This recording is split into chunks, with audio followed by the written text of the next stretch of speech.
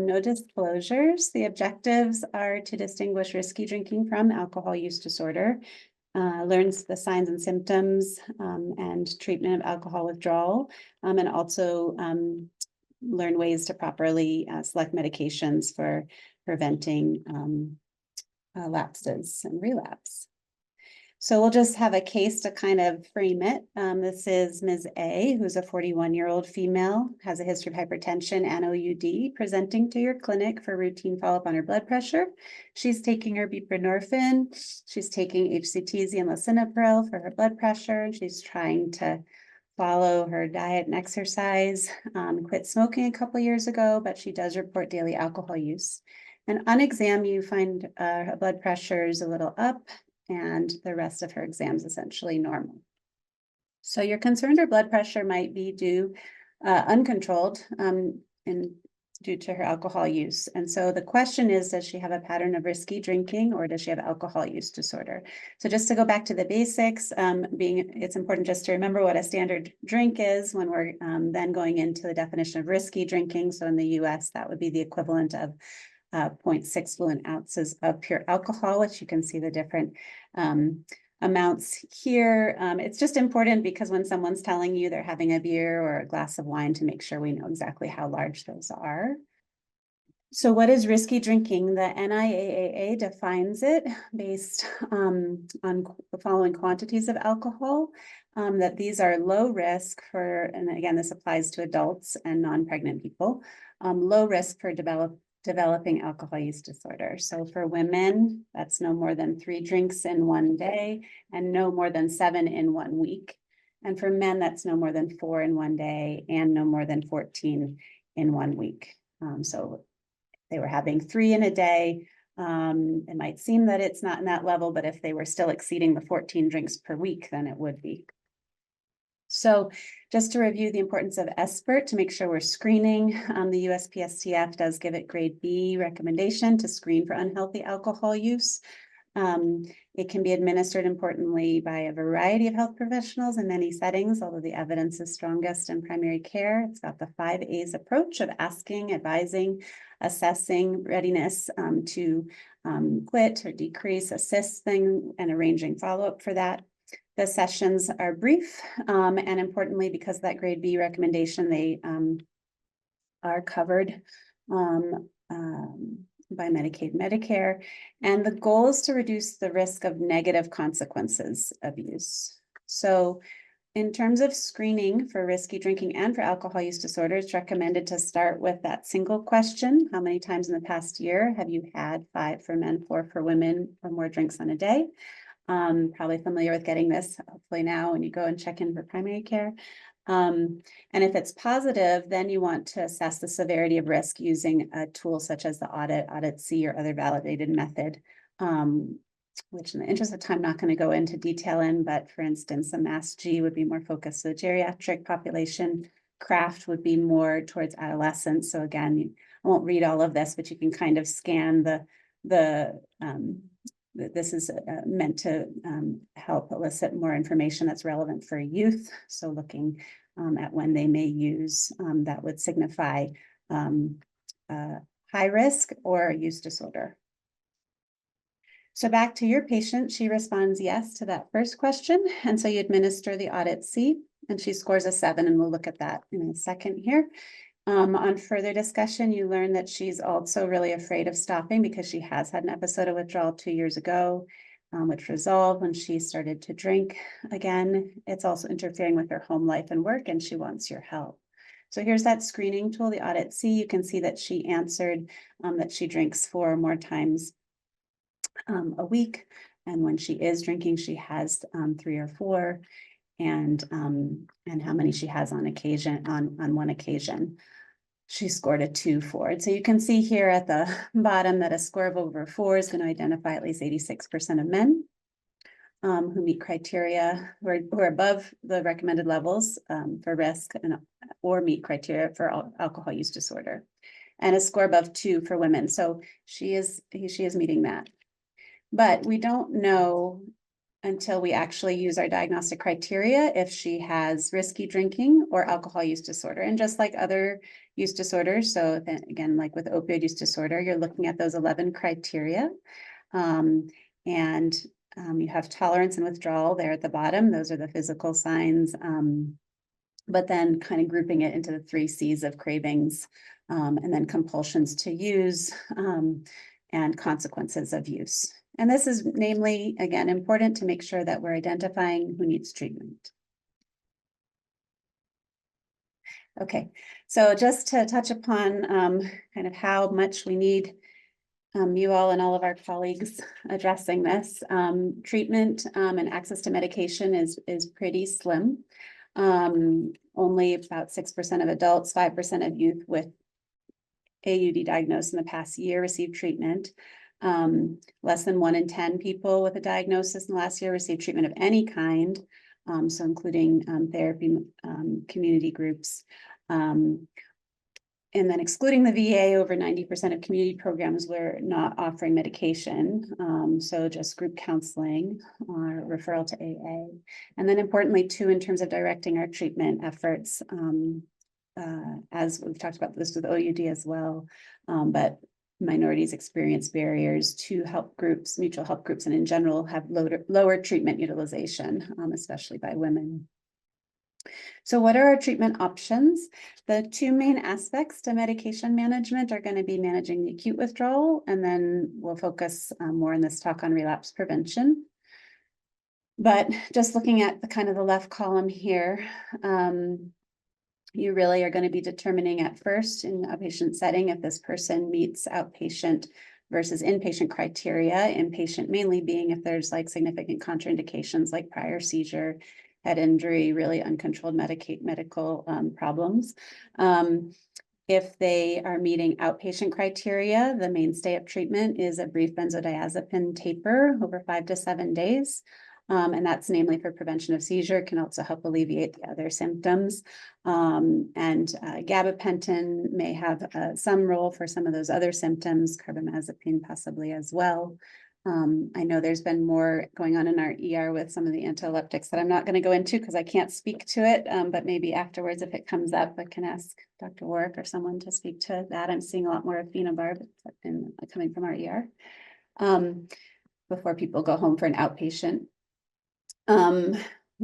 The relapse prevention that we're going to talk about are the FDA approved medications, namely naltrexone. We'll also talk about acamprosate, which has less evidence, and disulfiram, our oldest one, which basically does not have good evidence of effect, but may be useful for a select few.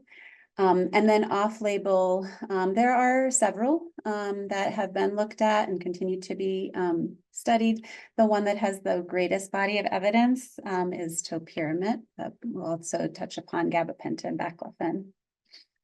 This is a CWA scale, very tiny, but I think you all are familiar with it, but just for reference here, that this is part of what we're looking at in terms of determining someone's need for a benzodiazepine taper / other medical treatment to get them through the withdrawal.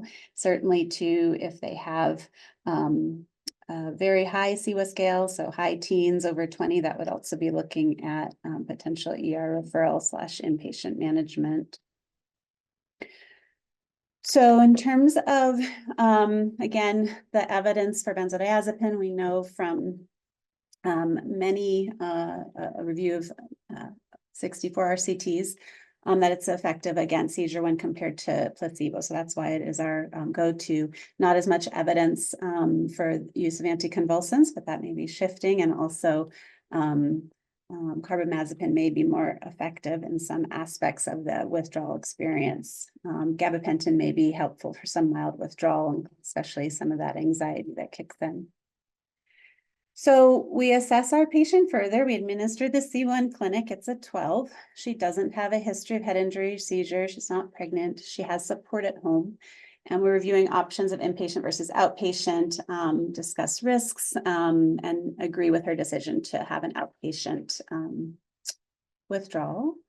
And she returns to your clinic after this taper, but she's having strong urges to drink. And I will just say on this note too, that we will often send someone with the medication to then start on to help with cravings.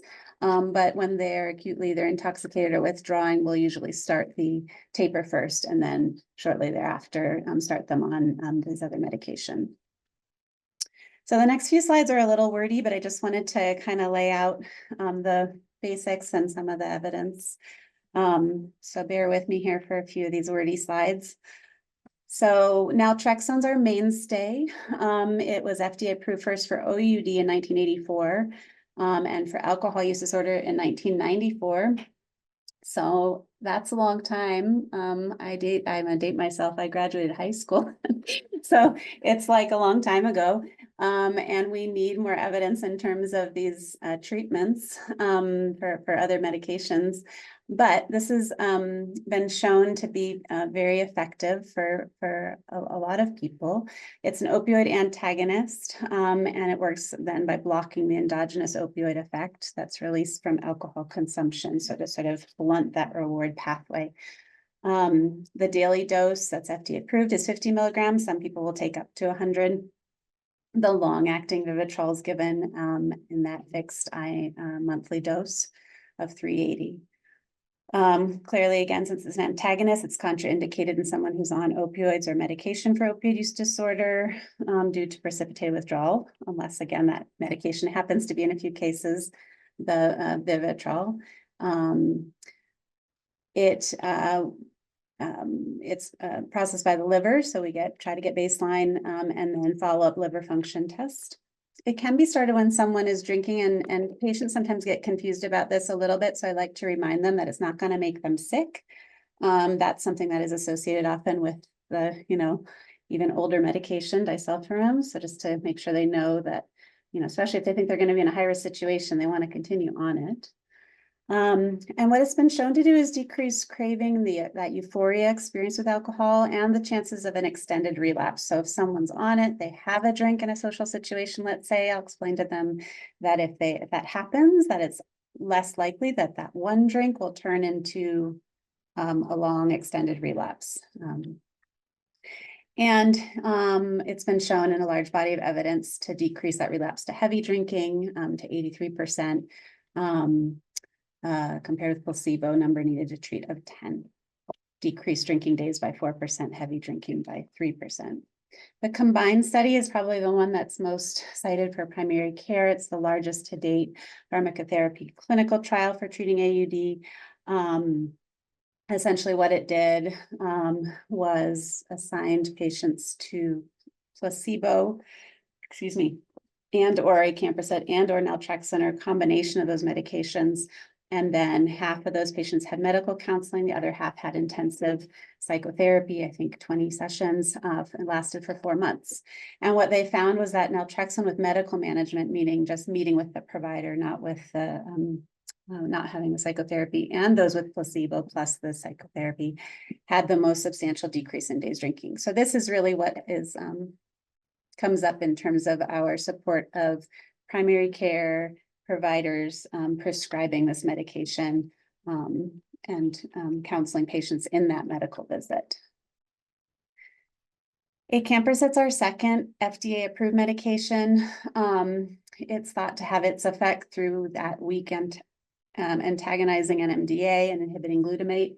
It may also alleviate some of the physical discomfort with withdrawal because of that. It's got a strange daily dose of 2 really big pills 3 times a day for that 666 milligrams. So not as easy to take as a once a day dose or a monthly injection. It is metabolized by the kidneys. So that's important in terms of potential for which patients may select this medication. It has some evidence, but not great, that there's been some Cochrane reviewed 24 trials, about 7,000 patients showing decreased lapse to alcohol when compared with placebo. It seems most helpful in preventing relapse in someone who's already been off of alcohol for a couple weeks at least. But then some subsequent large multi-center trials in various continents didn't detect a benefit. So it's one that may be an option for patients we want to be familiar with, but we don't see as much benefit from. And then the third FDA-approved med, this one came out in the 40s, I believe, maybe 1949. So it's been around a while. This is, of course, otherwise known as anabuse, that works by this very awful reaction that causes when combining with alcohol, this severe disulfiram ethanol reaction that can cause all of those awful symptoms. Can't be for anyone who has anything but a goal of complete abstinence. Again, there's just limited trials to support its efficacy, but it's probably most useful in individuals who have it taken, like directly observed, like a family member might be giving it to them. And apologize, I realize I'm not going to look at the chat right now, but if someone's responding to those, or we can check in afterwards, just in the interest of time. I just saw the number. Vanessa, it's primarily me. Okay. I'm just supplementing things that you asked me to supplement. Sweet, thanks. I appreciate that. I'll look at it after. I'm curious. Keep doing that. That's great. Off-label meds, there's a few. The one that has the biggest body of evidence is definitely topiramate at this point. So topiramate, again, as with the other off-label, this has been around and FDA approved for other reasons, namely known as anti-seizure medication originally, but it antagonizes glutamate and facilitates GABA function, and some of what it's thought to aid in terms of preventing alcohol lapse.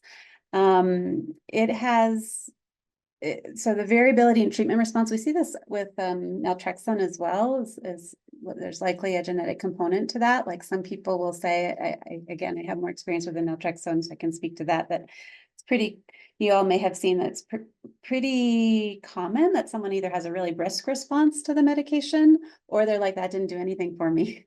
And that, I see that more often than I see sort of this like in between zone. And I've wondered if that has anything to do with this part, possible genetic contribution to the response. Anyway, it's been shown in multiple RCTs to have some effect. So there's more days abstinent, less frequency of binge drinking than placebo. More recently, meta-analysis of 13 RCTs and of 1,300 showed moderate size benefits on abstinence, heavy drinking days, and craving. And then there's a nice smaller study, just an N of 147. We definitely need, be nice to have a bigger number, but comparing topiramate to naltrexone, that was 12-week RCT, double-blinded, multi-site, and it showed greater reductions in craving, BMI, again, actually with the benefit of topiramate there, and GGT was used as a marker of potential liver disease. So it was shown to be at least as effective as naltrexone, and is used, I think it's like the second most frequent medication used in the VA, second to naltrexone. So the thing about topiramate is there's tolerant, there can be, issues with side effects for sure. Women of childbearing age have to be on birth control because it is teratogenic. But you would start low and go slow. So it's best to advance it probably over about 6 to 8 weeks, starting at the 25 milligram dose, and then the target dose that was shown to be effective was 200 milligrams or 100 milligrams twice a day. And then those side effects, including paresthesia, decreased concentration, memory, possible kidney stones, all of these things can be limiting factors. Gabapentin has a little less evidence. I think we use it a fair amount. In part, it seems like more geared towards some of the anxiety that can drive some of drinking, but it only, meta-analysis of 7 RCTs showed effect on the percentage of heavy drinking days. That target dose, getting up towards 1,800, can be also sort of prohibitive if it's causing some somnolence. So you need to be aware of that in terms of finding the a dose that's effective but tolerable. It does have some potential for misuse, so we need to monitor it. It's also in the PMP now here. But it's likely most helpful for people who have a history of or a high level of withdrawal severity. It may be beneficial for them. Not as much evidence for baclofen, but it still comes up from time to time. Meta-analysis of 13 RCTs showed small to moderate effects on time to the first lapse with the dose of less than 60 milligrams a day. Again, this one may have some adverse effects that could be prohibitive, including vertigo, sedation, paresthesia. And then there's more out there on Dancetron, has a little bit of data, and then of course we're getting studies in psilocybin and other things on the horizon. The APA, most recent anyway, guidelines have the recommended first-line treatment as naltrexone and acamprosate, and they suggest using topiramate and gabapentin in patients who have moderate to severe, but after trying naltrexone or acamprosate. And they do not recommend disulfiram as first-line treatment. And if it's used only if there's no contraindications and they have the goal of complete abstinence. So how do we decide which medication? It's going to be, of course, in conjunction with their patient, consider coexisting medical comorbidities. Is there perhaps severe liver or renal disease that may determine something? And then, what this talk is related to, are they, if they have opioid use disorder, will that medication come into play, etc. Their prior experiences with treatment, again, what worked in the past may work again, or what didn't work, kind of teasing that out and seeing what options seem doable. Maybe they had prior side effects. What's their ability to take medication at a certain frequency or store it? Is naltrexone extended release a better option, maybe because of concerns there? And then definitely remembering to treat co-occurring mood and substance use disorders, because if the alcohol gets treatment, but say the depression, PTSD doesn't, then that can make it difficult for treatment over time. One trial there looking at co-occurring AUD and depression showed a higher rate of abstinence when sertraline was added than with either alone. And then also just going back to the fact that this is a part of our OUD echo, and I'm almost done here, 12:30. What do we do with her Suboxone prescription if your patient has lapses to alcohol? And key is continuing her on her buprenorphine, but increasing, if possible, her support and visit frequency. You remember may need to repeat outpatient and patient detox, and then continue to assess the effectiveness of treatment. Maybe something needs to be changed in some of those medication that you have her on for the alcohol use disorder. And then just remembering to periodically monitor her liver function. I apologize to Dr. Plum that I'm going to do a very substandard job in terms of describing today the behavioral interventions, of which there are many. And really important that patients have access to this and are aware of the potential benefit. There's good evidence for brief intervention in terms of the reduction in heavy drinking, and there has been significant effect found for years. Motivational interviewing, as always, is our friend, and at least 30 studies showing benefit of that, but most effective probably in the first 3 months with younger populations, occasional heavy drinking, but low clinical dependence. And then remembering our mutual help and AA groups.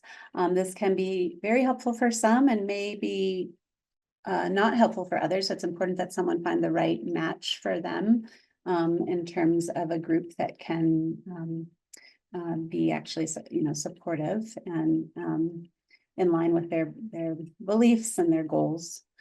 And then family involvement, if it's supportive, family involvement has also been shown to reduce drinking in 5 trials. So if there's something there that can be utilized, then that is important to remember to offer patients. So in closure for this case, she decided that she wanted to try topiramate to help address her potential cravings, and we increase it gradually over subsequent weeks. And she also agreed to meet with your clinical psychologist. And after a month, she reported she had one lapse, but did not lead to an extensive relapse, and she hasn't had alcohol since.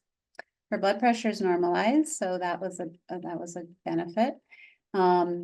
She also screened positive for depression and did agree with trialing sertraline. And when you see her back after that, she's reported improvement in mood and her length of time off alcohol.